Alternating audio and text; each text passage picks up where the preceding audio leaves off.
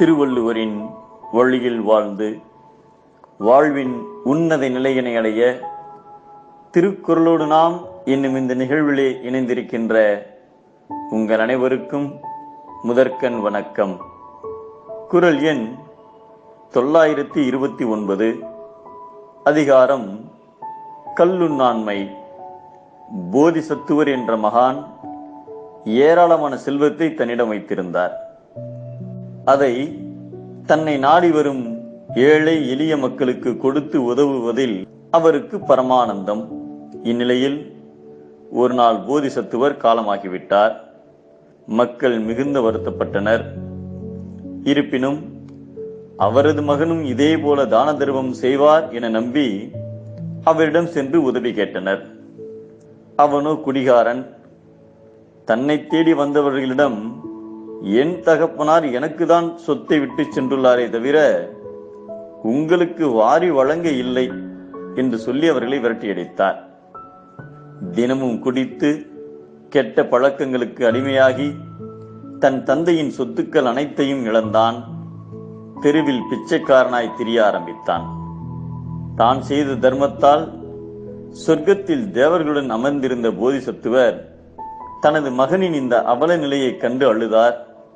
அவரது கண்ணீரின் காரணத்தை அறிந்த தேவர்கள், போதிசத்துவரே, வருந்த வேண்டாம், நாங்கள் உங்கள் பிள்ளையின் கையில் அட்சய பாத்திரம் ஒன்று கிடைக்கும்படி செய்கிறோம்.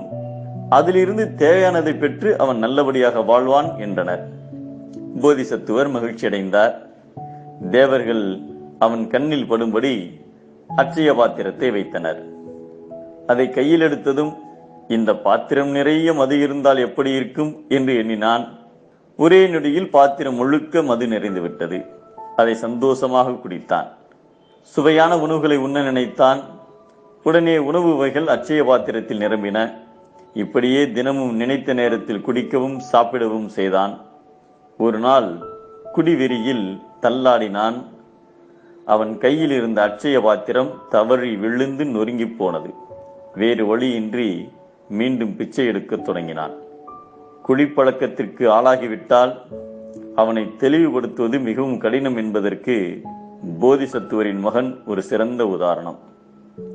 மது குடித்து கழித்தவன் தண்ணீருக்குள் மூழ்கியவனுக்கு ஒப்பாவான். நீருக்குள்ளே மூழ்கிய ஒருவனை விளக்கை கொண்டு தேட முடியாது.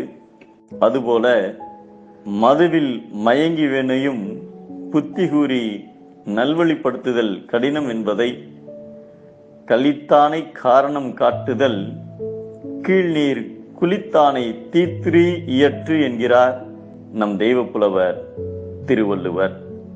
மது உண்ணும் வாழ்க்கை அழிவு, மதுவில்லா வாழ்க்கை அறிவு.